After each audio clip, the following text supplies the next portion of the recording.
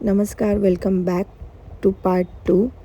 Part 2मध्ये जसं आपण बघितलं की आपली ट्रॅव्हलिंग आपण कसं केलं, तसंच आता हा पार्ट 2 आहे की आपण कोणत्या हॉटेलमध्ये राहिलो. तर मी या रिसॉर्टमध्ये फर्स्ट टाईम आली आहे बिकॉज आमचं बड्डेला येणंच फिक्स नव्हतं.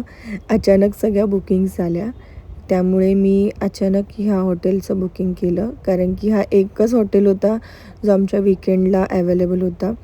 बट मला पाहिजे वेगळा हॉटेल होता, पण त्याच्यामध्ये सगळं सोल्ड आऊट झालेलं होतं. 2-3 हॉटेल्सच्या लिस्ट होत्या, त्या हव्या होत्या. बट माझं जसं की फ्रायडे, सॅटर्डे आणि संडे राहणं होतं, त्यामुळे मला ते भेटलंच नव्हतं.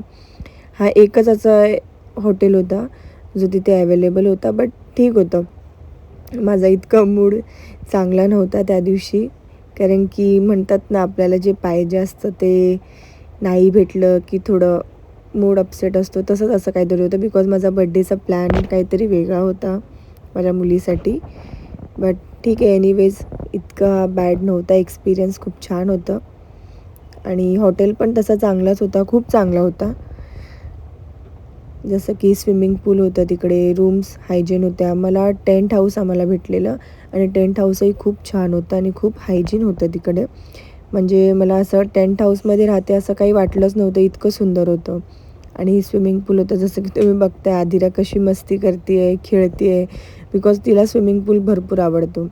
इतकं थंडावा होता तिकडे, पण तरी पण तिला स्विमिंग पूलमध्ये जायचंच होतं की नाही, मला खेळायचं आहे, खेळायचं आहे. तिच्यानंतर तिच्यासोबत तिचे वडील दोघंही जाऊन खेळायला लागले. आणि आत्ता पण बघा, मी तिला ओरडलेली की बाहेर ये, बाहेर ये, पण नाही, तिला जायचंच होतं खेळायला आणि अजून पण ती खेळतेच आहे.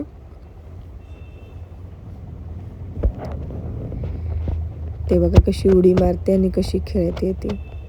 ते बघा, तिला खूप आवडतं. पहिल्यापासून तिला पाण्यात राहायची इतकी सवय आहे आणि तिला काय स्विमिंग पूलमध्ये असताना मला काही कळत नाही. स्विमिंग पूलमधनं बाहेर काढणं तिला इम्पॉसिबल आहे. इतकं तिला आवडतं स्विमिंग पूलमध्ये खेळायला. आणि आता थोडं स्वतःच प्रॅक्टिस करून करून थोडी पोहायला पण शिकली आहे. बट घाबरते तरी. ते बघा, आता काहीतरी पप्पा ओरडले वाटतं तिला तिथे कशावरून तरी. आणि ओव्हरऑल एक्सपिरियन्स छान होता माझा या रिसॉर्टमध्ये आणि मी तुम्हाला सजेस्ट करेल की जावा. 1 दिवसासाठी ठीक आहे, म्हणजे कोणतंही रिसॉर्ट माझ्या असं मते आहे की एकदम मोठं लक्झरियस रिसॉर्ट असेल तर 2 दिवस, अदरवाईज 1 डे इनफ आहे रिसॉर्टमध्ये. एका दिवसापेक्षा जास्त आपण राहू नाही शकत, म्हणजे काही एक्सप्लोअर करण्यासारखं नसतं 1 डेमध्ये सगळं आणि आता रात्रीचं टाईम होणार होतं आणि मला आदिराला विश करायचं होतं एक्झॅक्टली 12 वाजता, पण ती 12च्या आधीच आम्हाला आधी वाटलं की ती झोपली असेल. पण मी तुम्हाला दाखवते बघा या व्हिडिओमध्ये.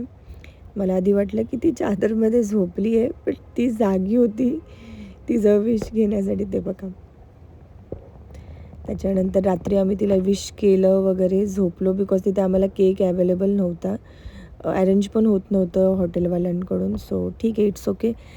सकाळी आम्ही ब्रेकफास्टला गेलो. तुम्ही बघू शकता त्यांचा ब्रेकफास्ट इतका सुंदर होता आणि इतका टेस्टी होता आणि खूप व्हरायटीज होत्या त्यांच्या इथे.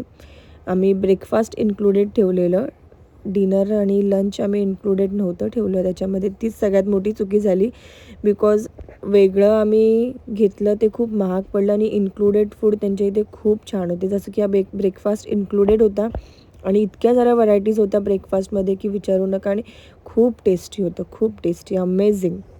मला खूप आवडलं. त्याच्यानंतर थोड्याशा मी आणि आदिरा आम्ही रील्स काढत होतो. मला आदिराचे 1-2 रील्स काढायचे होते. हे बघा, इतकी सुंदर, इतकी प्रिटी दिसत होती ती या पिंक ड्रेसमध्ये. हा पण मला तिचा एक रील काढायचा होता, म्हणून तिला सांगितलं बॅग घे, बट तिने बिचारीने पूर्ण बॅग वरतीपर्यंत नेली. त्याच्यानंतर तिचे पप्पा, हे असं यांचं चालूच असतं. ठीक आहे. पुढील प्रवास बघण्यासाठी पार्ट 3 नक्की बघा. Thank you so much.